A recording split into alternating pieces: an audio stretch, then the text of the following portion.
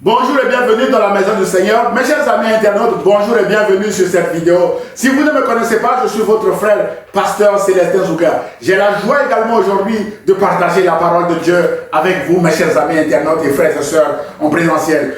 Pour bien comprendre ce récit, mes chers amis, frères et sœurs internautes, je vous invite à lire chez vous Luc chapitre 1, versets 5 à 24, qui parle de l'annonce de la naissance de Jean le Baptiste, fils de Zacharie et d'Élisabeth. Et tout au long de notre message, mes bien-aimés dans le Seigneur, nous allons lire ensemble quelques extraits de ce texte. Mes chers amis internautes, frères et sœurs, qui étaient Zacharie et Élisabeth? La Bible déclare en Luc chapitre 1, verset 5 à 7 que il y avait, à l'époque où Hérode était roi de Judée, un prêtre nommé Zacharie, qui appartenait à la classe sacerdotale d'Abia. Sa femme était une descendante d'Aaron. Elle s'appelait Élisabeth. Tous deux étaient justes aux yeux de Dieu et observaient tous les commandements et toutes les lois du Seigneur de façon irréprochable. Ils n'avaient pas d'enfants, car Élisabeth était stérile et tous deux étaient déjà très âgés. Mes chers amis internautes, frères et sœurs, voilà un couple irréprochable à l'égard de la loi, juste aux yeux de Dieu, mais qui traversait une situation difficile. Mais la bonne nouvelle est que Zacharie et Élisabeth ont continué de servir le Seigneur avec la honte de leur stérilité. C'est ce qu'on appelle la fidélité dans le ministère, quels que soient nos problèmes, quels que soient les obstacles, quelles que soient les difficultés, mes bien-aimés dans le Seigneur.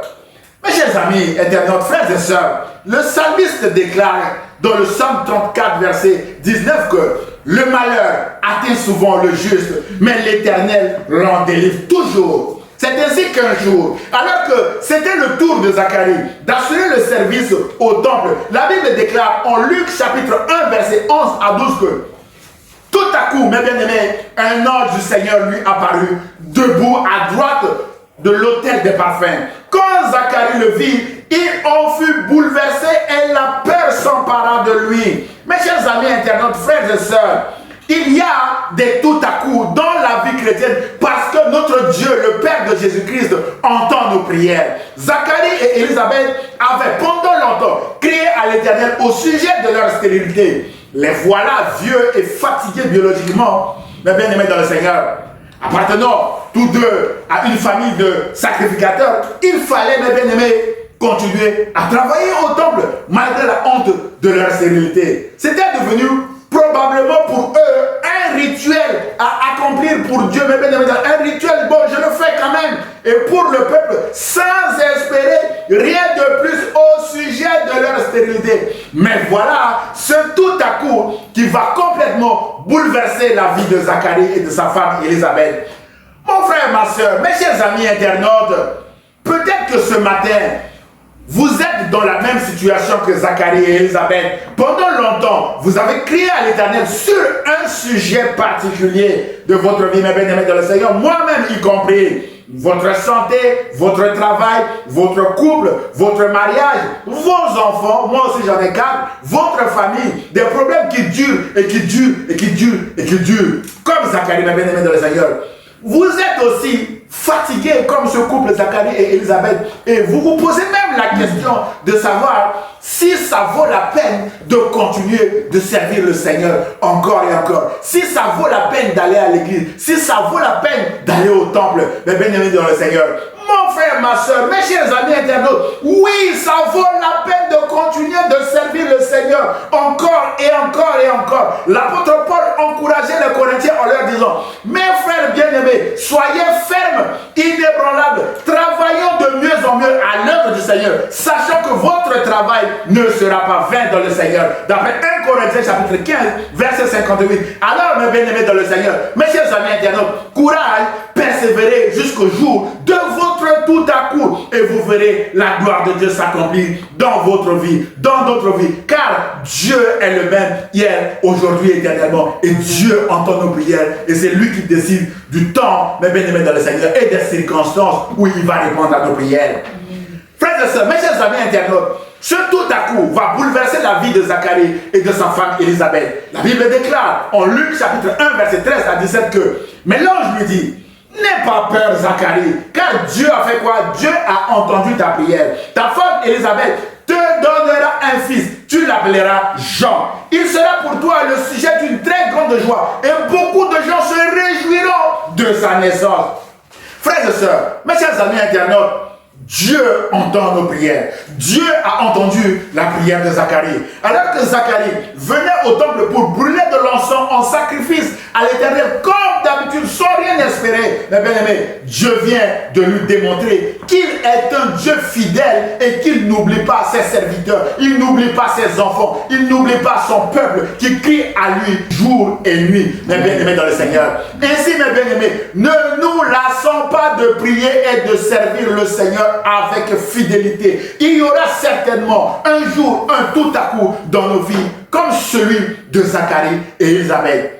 En conclusion de notre message de ce matin, mon frère, ma soeur, mes chers amis internautes, aujourd'hui encore, Dieu nous parle. Dieu nous parle à travers ce message. Dieu nous parle à travers d'autres serviteurs. Dieu nous parle à travers des paroles de connaissance. Dieu nous parle à travers sa parole qui est la Bible et à travers des songes, mes bien-aimés, ou des visions nocturnes, d'après Job chapitre 33, versets 14 à 15. Quelle que soit la forme ou le canal par lequel Dieu nous parle, rappelons-nous que les paroles de Dieu sont dignes de confiance et s'accompliront toujours au temps prévu par Dieu lui-même. Ce sera, mes bien-aimés, notre bonne attitude d'ouverture, de croyance, de patience et de persévérance qui nous mènera vers l'accomplissement de la parole de Dieu. Mes chers amis internautes, frères et sœurs, rappelons-nous toujours que la fidélité, c'est continuer de servir Dieu malgré ce qui nous manque. La fidélité, c'est continuer de servir Dieu malgré la honte. La fidélité, c'est continuer de servir Dieu malgré les obstacles et les difficultés. La fidélité, c'est continuer de servir le Seigneur même lorsque nous ne comprenons pas. Un couple qui est juste devant Dieu, mais qui n'a pas d'enfant, malgré des années de prière, c'est difficile à comprendre, mes bien-aimés dans le Seigneur. Mais Élisabeth et Zacharie ont persévéré jusqu'à obtenir l'accomplissement total de la promesse de la naissance de leur fils Jean le Baptiste.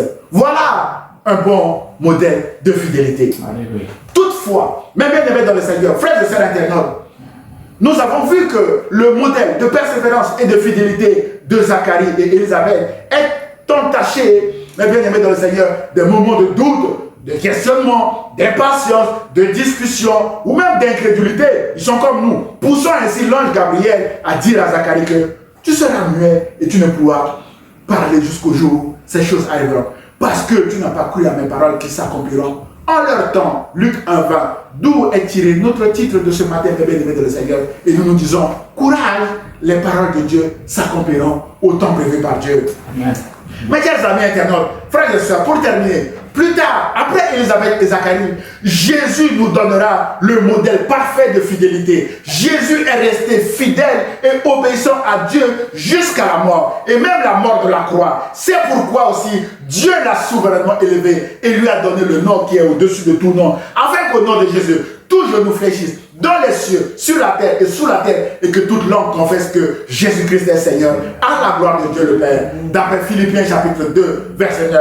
Voilà le but final de ce message, mes bien-aimés dans le Seigneur. Que tout genou fléchisse devant Jésus et que toute langue confesse que Jésus-Christ est Seigneur. Si vous ne connaissez pas, mes bien-aimés dans le Seigneur, le résumé de la Bible, toute la Bible, si on vous demande de la résumer, vous dites que la Bible déclare que Jésus-Christ est Seigneur. C'est le résumé de la Bible, mes bien-aimés. Enfin, mes chers amis, toujours dans le cadre de son élévation, grâce à sa fidélité, Jésus-Christ reviendra comme roi pour faire quoi? Pour juger le monde. Et Jésus a dit à l'église de Philadelphie, dont nous portons le nom, en Apocalypse chapitre 3, verset 1, que je viens bientôt, mes chers amis internautes. Cette parole s'accomplira certainement au temps prévu par Dieu. La question finale de ce message est, mon frère, ma soeur, êtes-vous prêts pour le retour de Jésus? À chacun d'entre nous ce matin de répondre à cette question. Que Dieu vous bénisse, mes chers amis internautes. Et merci pour votre écoute. Mes chers amis en présence.